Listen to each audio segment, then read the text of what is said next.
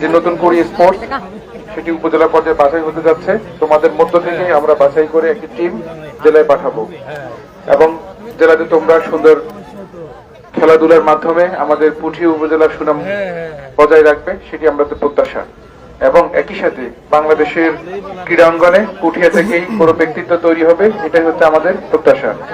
আমরা এই যাবৎকালে যখনই খেলা দেখি, আমরা অনেক সময় চূড়ান্ত সাফল্যের জন্য অনেক সময় আমাদের খারাপ লাগা থাকে, আমরা চ্যাম্পিয়ন হতে পারছি না। সব সময় আমরা বিশ্ব ফুটবলে বিশ্বকাপে অংশগ্রহণ করতে পারছি না। আমাদের সেজন্য যে সুদূর প্রসারী চিন্তা ভাবনা, সেই লক্ষ্যে নতুন কুড়ি স্পোর্টস।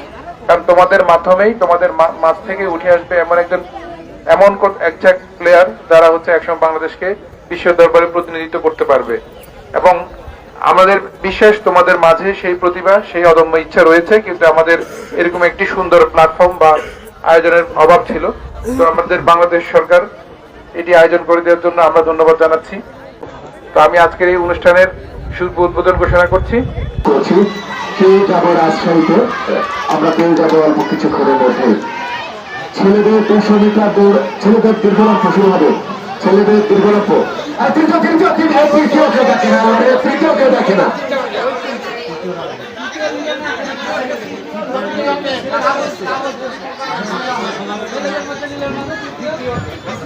বলতে বলতে 200 মিটার মেয়েদের দৌড় ফলাফল হাতে দিয়েছে।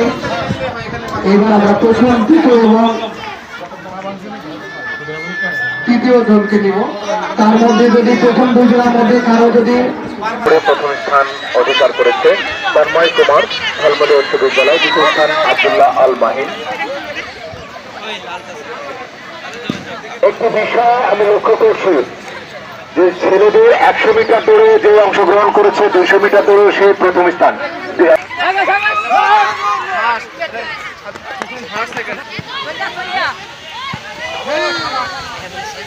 Hey!